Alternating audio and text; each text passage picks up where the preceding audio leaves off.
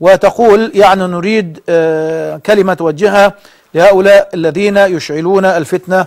ويعني النغمة اللي سيدة الآن عايزين يقولوا ان المجلس الشعب والشورى بطلان انتخاباتهم، والنغمة دي هذه ليست جديدة، وهذا سيناريو من السيناريوهات اللي موجودة على الساحة والمتوقعة لهد هذه البلد.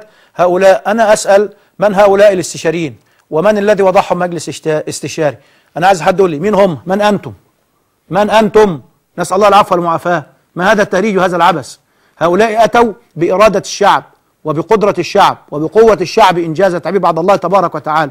من أنتم؟ من أتى بكم؟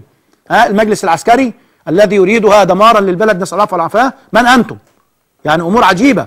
وهؤلاء الذين إما أكون في التأسيسية والدستورية وإما أن أنا أكون بره العملية يبقى أحاربكم. هي دي مشكلتنا النهاردة، الفرقة، وأنا أقولها حسبة لله جل وعلا. الفرقة في بلدنا أكلتنا، وعلينا أن نتوحد فورا وسريعا. فما أكثر التحزبات وما أكثر التجمعات، والإسلام ينهى عن ذلك كله.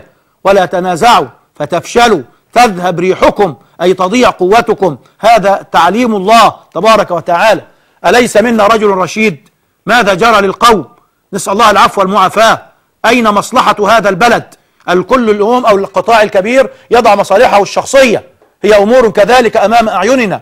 نسأل الله جل وعلا أن يخيب كل من أراد بهذا البلد سوءا وبسائر بلاد المسلمين. اللهم أمين يا رب العالمين. إنني أناشد الدعاة الصادقين أهل الفضل والعلم: وحدوا صفوفكم واجمعوا إخوانكم حول كلمة سواء، حول كلمة واحدة ننقذ بها بلدنا لله تبارك وتعالى. ما ينبغي أن يحارب بعضنا بعضا أو أن يناطح بعضنا بعضا. ليست مسابقة على كرسي أو على منصب فتضيع البلد ويضيع أبناؤنا من بعدنا وأحفادنا. والله لن يغفر لنا هذا أمام الله تبارك وتعالى. هناك في بلدنا من لا يهم هذا البلد، هناك من لا يريد استقرارا لهذا البلد ولا إصلاحا، فيريدوه كما رأيتم أيها الأحباب. إن الذي نراه من هذه الأزمة التي تخنق البلد من الغاز والسولار وما إلى ذلك، أقسم بالله إنها مفتعلة، يمين سأسأل عنه أمام الله تبارك وتعالى. أفيقوا أيها الناس، أفيقوا قبل فوات الأوان.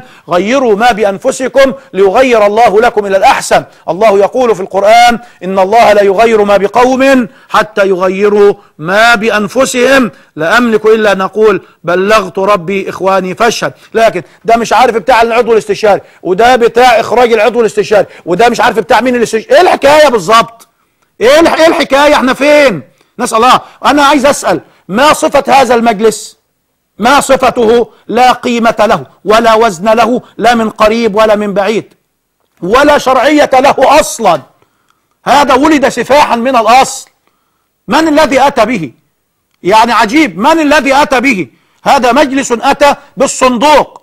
هؤلاء الذين كفروا بالديمقراطية، هؤلاء الذين يتشدقون وصدعوا أدمغتنا بالديمقراطية ليل ونهار، عندما أتت الديمقراطية التي يتشدقون بها ليل ونهار بغير ما يريدون ينقلبون عليه أول من كفروا بها.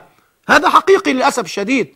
لو أتى الصندوق منهم وبأمثالهم يعني لقبلوا الأيادي والأقدام ويسيروا على نفس المنهج. للأسف إعلام فاسق ضال دأب على حرب هذا البلد، نسأل الله العفو والمعافاة. وهذا الإعلام حقيقي ممول منهم، هذا صحيح. رحماك بنا يا رب.